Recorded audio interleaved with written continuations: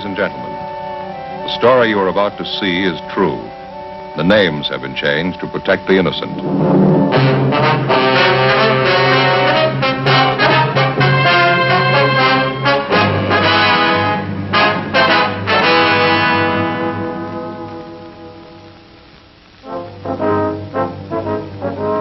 It was Tuesday, December 21st. We were working the night watch out of traffic division, hit-and-run felony detail. My partner's Frank Smith. The boss is Captain Calfee, Commander AID. My name's Friday. An elderly woman and her 9-year-old grandson had been struck down by a speeding truck. The woman was killed instantly. The hit-and-run driver escaped. We had to find him.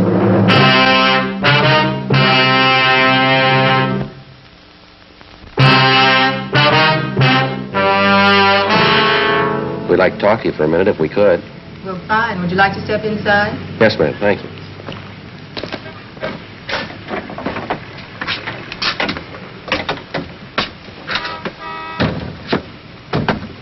One of the officers in the traffic car, ma'am, told us you were one of the people who saw the accident. Yes, that's right.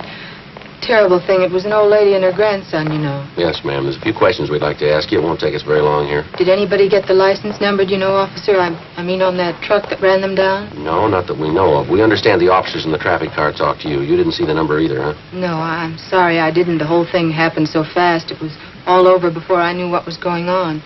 I saw the old lady and the little boy start to cross the street, then all of a sudden this truck seemed to come right out of nowhere. Ran them down, kept right on going. Were the woman and the little boy crossing with the lights, did you notice? Well, yes, they did. They were crossing with the green light.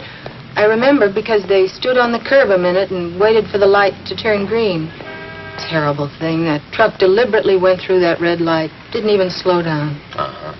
Did you happen to get a look at the driver, ma'am? Well, I could see it was a man driving the truck, but it went by so fast I just got a flash. Couldn't tell you what the man looked like. Haven't any idea. About this truck that ran them down, do you think you'd know it if you ever saw it again? Well, I'm not sure. I think I might, yes. It was one of those delivery trucks, you know. I think you call it a panel truck. It was a light tan color all over, and there was black lettering on the side. Mm-hmm. Could you make out any of the lettering at all? Well, I think there were 3 or 4 words painted on the side, and I know one of them was bakery. I'm sure of that. Well, did you recognize what make of truck it was, ma'am, the year or the model? Well, it was a late model. I'm pretty sure of that. I think it was a Ford, one of those regular delivery trucks like some bakeries use. Anything else out of the ordinary you might have noticed about the truck, ma'am? Anything outstanding that might have caught your eye? Oh, I'm sorry, officer. That's about all I can tell you. How's the old lady, do you know? And the little boy, could they tell anything? No, ma'am. The woman's dead. She was killed instantly. They've taken the youngster to Georgia Street Receiving Hospital. Afraid he's in pretty bad shape, too. How could anybody do such a thing? There just isn't any excuse for it. No excuse in the world. It was downright murder. Well, maybe that explains it. What? That's why he kept going.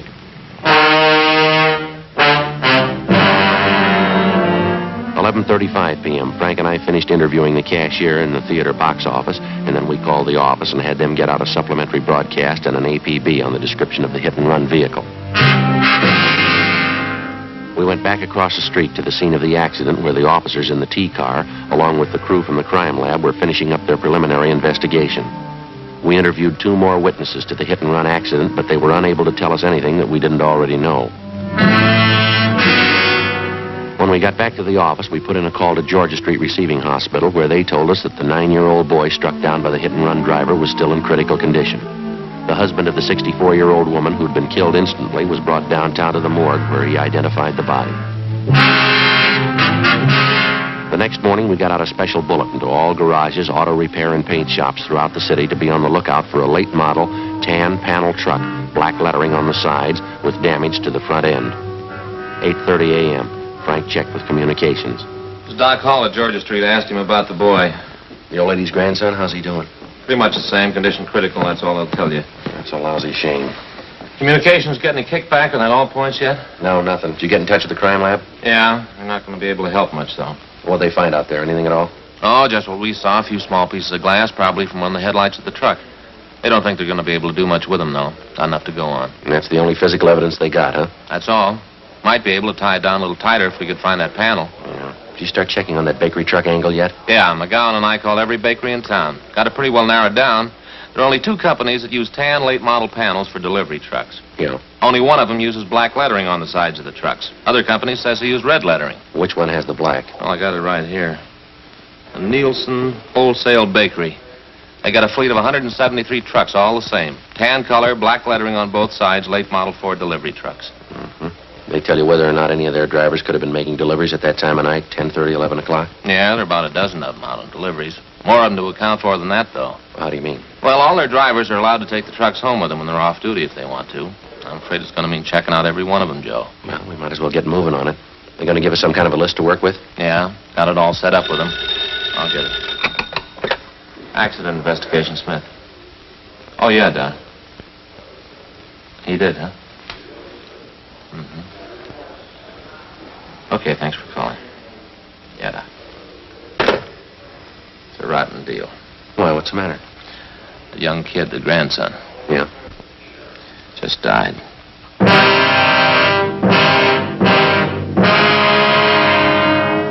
Many times and on many different occasions, the police officer has it proved to him that there can be very little difference between a crime of neglect and a crime that's been willfully premeditated. If you look at it closely enough, you can judge it for yourself. How much difference, for example, as far as moral guilt is concerned, is there between the following? Number one, a man who plans a killing, takes up a gun, finds his victim and shoots him to death.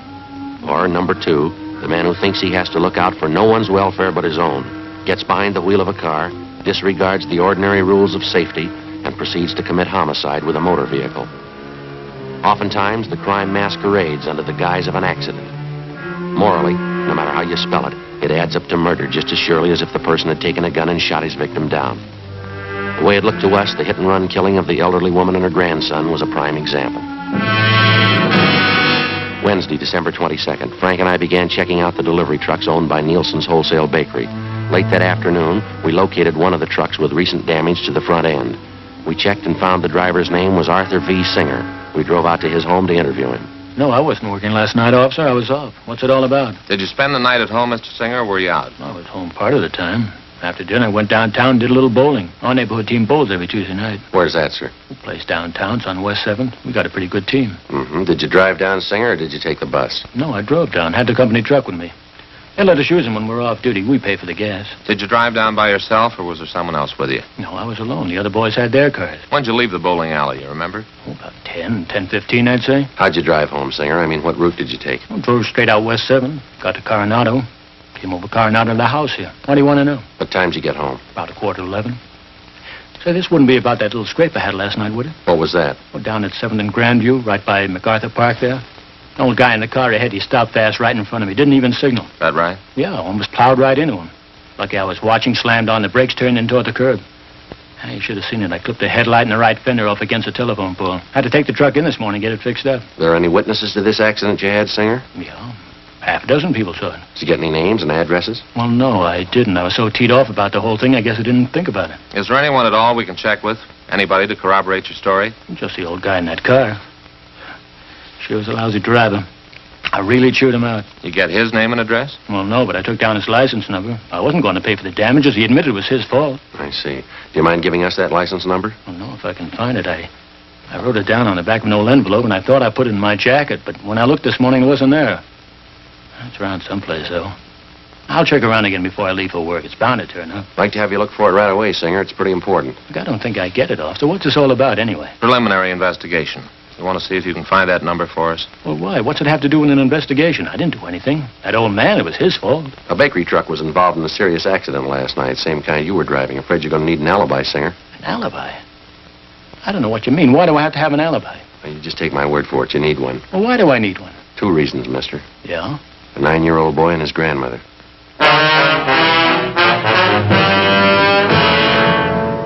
We continued questioning the suspect, Arthur Singer, but he denied any knowledge of the hit-and-run accident the night before at the intersection of Drexel and Pico Boulevard.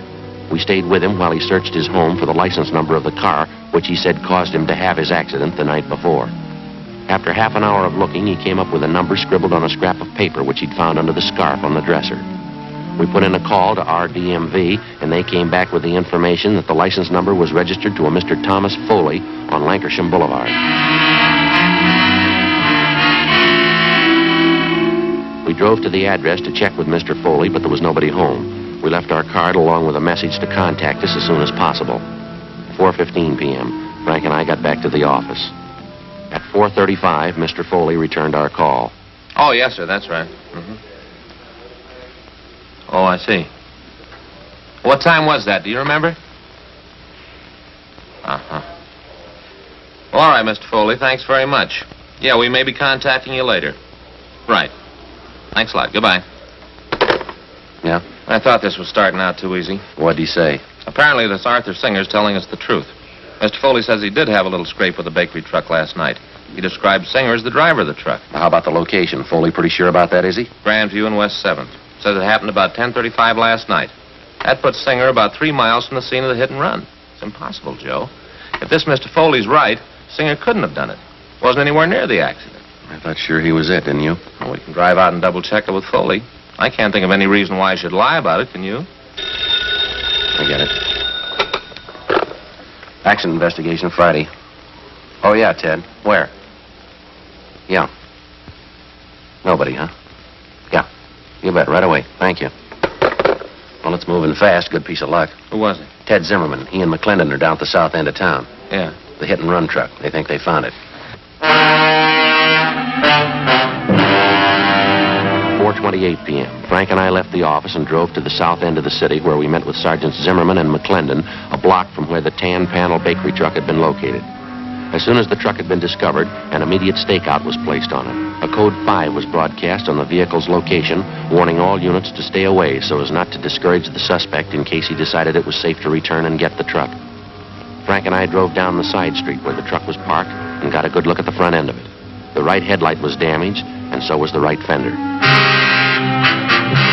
While Zimmerman and McClendon remained on stakeout, Frank and I contacted the Nielsen Bakery people again, gave them the number of the truck, and they traced down the driver's name for us. He was listed as Daniel Miller. He'd been employed by the bakery for the past 3 years, and he had a good record. 5:30 p.m. We checked at his home address, but his wife told us he wasn't there. She said that besides driving a truck for the bakery, he also had a part-time job at night. He worked as a counterman at a small coffee shop on Wilshire Boulevard. We drove out to the coffee shop and interviewed him on the job. No, I'm sorry. I don't know where the truck is. I wish I did. What happened, Miller? Was it stolen? No, not exactly. A fella comes in here quite a bit. His name's Paul. He's a good customer. He borrowed the truck from me last night. Said he'd only be gone an hour, and I haven't seen him since. Where does this man live, this friend of yours, Paul? Well, to tell the truth, I don't know. He's a good customer. He comes in quite a bit at night when I'm working. I've got to know him pretty well. He asked to borrow the truck for an hour. Didn't think much about it. I let him have it, and I haven't seen him since. Is anything wrong? What's this Paul's last name, do you know? No, I guess I don't. Never thought to ask, as a matter of fact. Guess I never had any reason to. About what time was it last night when you loaned him the truck? A little after 8 o'clock, I think it was. He said he wanted to take his television set to a guy he knew and get it fixed. He told me to be back at 10 o'clock at the latest. You don't know where this man lives? You have no idea how to get in touch with him? No, I guess I don't, Sergeant. Why? You in the habit of lending the truck to strangers? No, not usually. What's your beef anyway? What's it all about? What are your hours here at the coffee shop, Miller? When do you check in for work and when do you leave? I check in at 7 o'clock. I go straight 5 hours to midnight. That's when we close up at midnight. You worked that shift last night, did you? 7 p.m. straight through to midnight? That's right. Monday through Saturday, 6 days a week. That's the schedule. Just a part-time job for me, you know. Extra dough. My regular job's driving the truck for the bakery. I see. Was anyone around last night when your friend Paul came in to borrow the truck? Another customer, waitress, somebody we could double-check with? Well, there was a couple of other customers in the place. I don't know who they were, though. Why do you have to double-check anyway? I haven't done anything. I loaned Paul the truck, that's all. Have you got any way at all of proving you were here from 7 to 12 last night? Well, there must have been some customers you waited on, you remember? Sure, at least half a dozen. They'll tell you I was here. We'd like to have the names and addresses if you don't mind, Miller. Yeah. Excuse me a second. I gotta wait on the customer. Sure, go ahead. Hi, Danny. Missed you last night. Hi, Fred. What do you have? Oh, some coffee and a raisin pie. How's it going? Pretty good. Pretty good. Yeah, man, the missus dropped by after the show last night looking for you. That's so? Yeah. About 10:30. Where were you, Dan?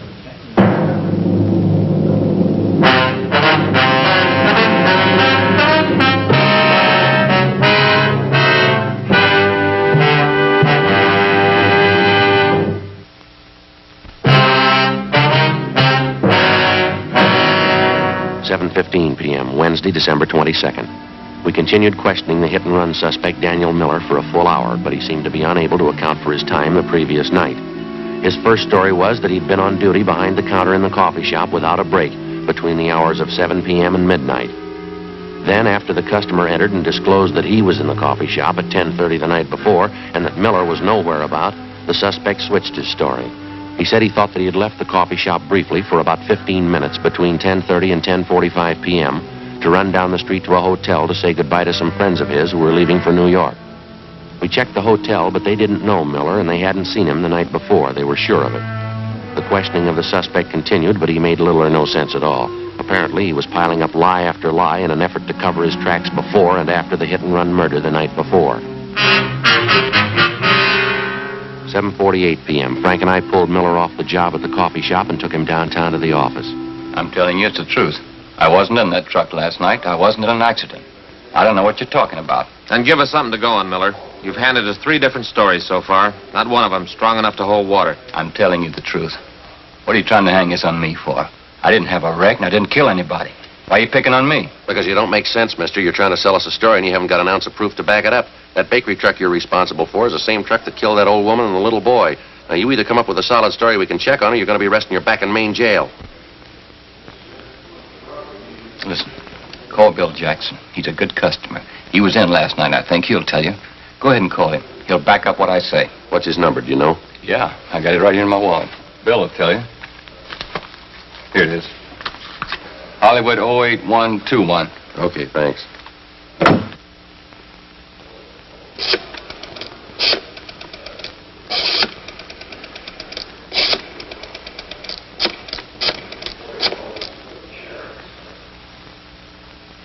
William Jackson there, please? Yes, ma'am, it's important. All right. Yes, well, all right, then. Will you have him call Michigan 5211? Yes, ma'am, that's right. That's extension 2885. Right, thank you. He's busy. He'll call back in a minute. He'll tell you the truth. I was in the coffee shop all night. Just those couple of minutes, I ran down to the hotel to say goodbye to those friends of mine. That's the only time I left the place. How come you didn't tell us that to begin with, Miller? You say you got nothing to hide.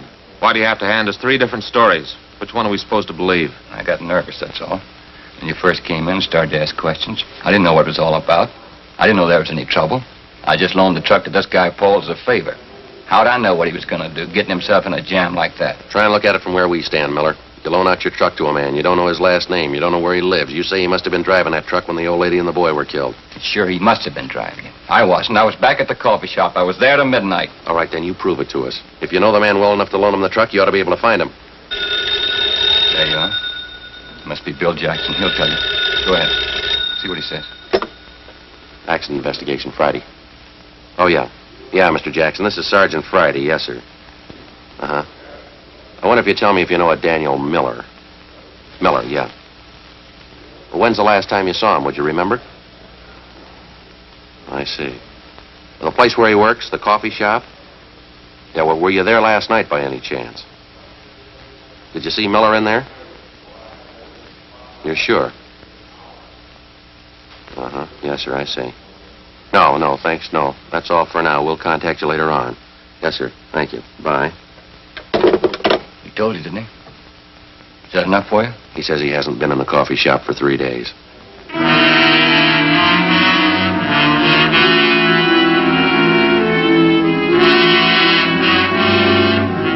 9:45 p.m. Our interrogation of the hit-and-run suspect Daniel Miller went on. At his suggestion, we called a half a dozen people who we figured might substantiate his alibi, but none of them were able to. Miller continued to deny any knowledge of the hit-and-run killing, but he still couldn't account for his whereabouts at the exact hour that the 9-year-old boy and his grandmother were run down. The time element especially didn't work in his favor. Nothing worked in his favor. 11:30 p.m. Frank and I took Daniel Miller over to the main jail where he was booked in on suspicion of 480 V.C. The following afternoon, his lawyer obtained a writ and he was released from custody. The writ was returnable in 5 days. He came immediately to the office to plead with Frank and me to help him find Paul, the man who'd borrowed his truck, and thus clear himself. We took him up on it. Either way, we figured we'd get to the bottom of it. If Miller dreamed up the character Paul to escape blame for the hit-and-run killing, we were bound to find out sooner or later. If Miller was telling the truth, and we had little reason to believe he was, and a man named Paul had borrowed the truck the night of the hit-and-run killing, we were bound to find that out, too. In any event, we had to investigate. It's the job of the police officer to prove guilt or innocence, not guilt alone. 2 days passed, and then another 2. The Monday following the Christmas weekend, we were ready to call a halt. Well, I don't know what else we can do. I think we've given him enough time, don't you? Well, the deeper we get into it, the more it looks like Miller's our man. I still can't make up my mind. Why do you have to be stubborn about it, Joe? We checked every possible angle on his story. We still haven't got an ounce of proof this guy Paul he talks about even exists. We can't string along with Miller forever. Yeah, I suppose you're right. We've given him a square enough break on it, haven't we? I still got that queer hunch, though. It's possible he might be telling us the truth. Look, we've gone 4 straight days on it. We haven't come across one lead to back up his story. Too much for me. I can't buy it. Sergeant? Oh, hi, Miller. How are you? Okay, glad to see you. Well, we've been looking for your friend, Miller, and we still haven't found a trace of him. That's why I came down to see you. A friend of mine called me this morning. He knows this guy, Paul, I told you about. He said he saw him last night, going to a hotel down on South Flower. How come we haven't heard from this friend of yours before? We checked through twice on the list of everybody you know. This fellow's been out of town. Just got back yesterday. When he heard about the jam I was in, he called me about seeing Paul. Mm-hmm. This hotel Paul was supposed to have been seen going into. You got the address, have you? Yeah, it's over on South Flower, right near 12th. You want to go over there with me right now? This friend of mine wouldn't kid me. Paul must be there. You're sure about that, are you? He must be. I'll bet a month's pay on it. You might be low, mister.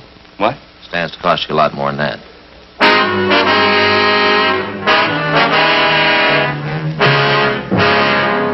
We went up to the 3rd floor to room 318, but the man registered as Paul Barton wasn't in. He'd left no word at the desk as to when he'd return. We sent Miller home and told him to wait for our call. Frank and I went on stakeout at the hotel. At 7:25 that night, Paul Barton returned to his room and we began questioning him. He showed no signs of being upset. His answers were quick, straightforward, and they seemed to make sense. The interview went on, a half hour, an hour, and Barton began to grow nervous. He contradicted himself. Big holes began to show up in his story as to how and where he'd spent his time the night of the hit-and-run killing.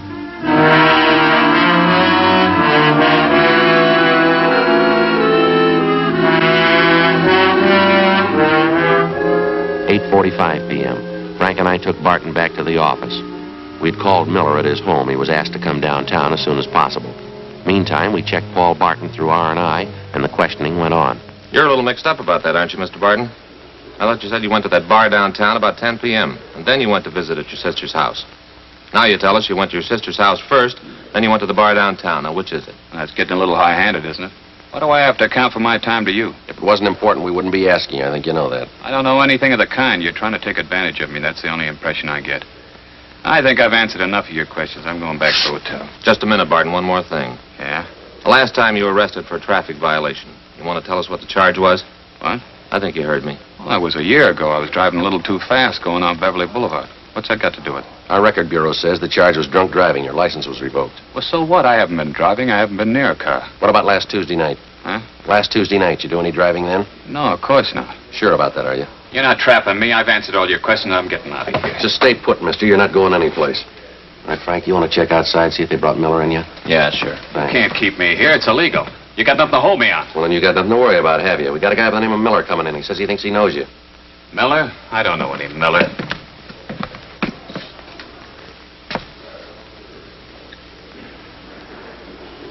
Nice going, Paul. Where you been?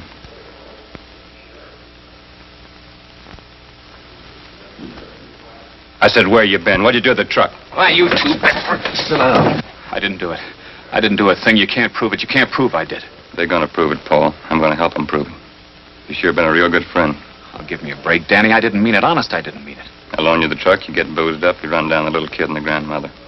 Then you take off, leaving me holding the sack like I did it. I didn't mean it, Dan. It was an accident. I wasn't boozed up. Yeah, you're a real good friend. I hope you get it in the neck. I hope you get it with both barrels. It's not true, Sergeant. I wasn't boozed up. I only had 2 drinks. Believe me, that's all I had. Yeah. Well, I couldn't have been drunk. It doesn't affect me that way. 2 drinks never hurt me. They never hurt me. I can prove it. Don't prove it to me. What? That little boy and his grandmother, they buried him this morning. You go ahead and prove it to them, mister.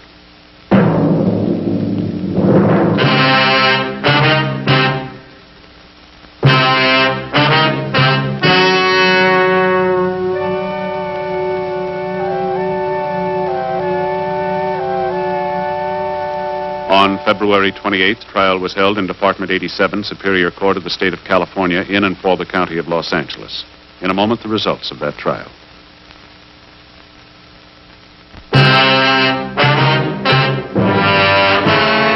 The suspect was tried and convicted of violation of the State Vehicle Code, Section 480, a hit-and-run felony, which is punishable by imprisonment in the state penitentiary for not less than 1 nor more than 5 years.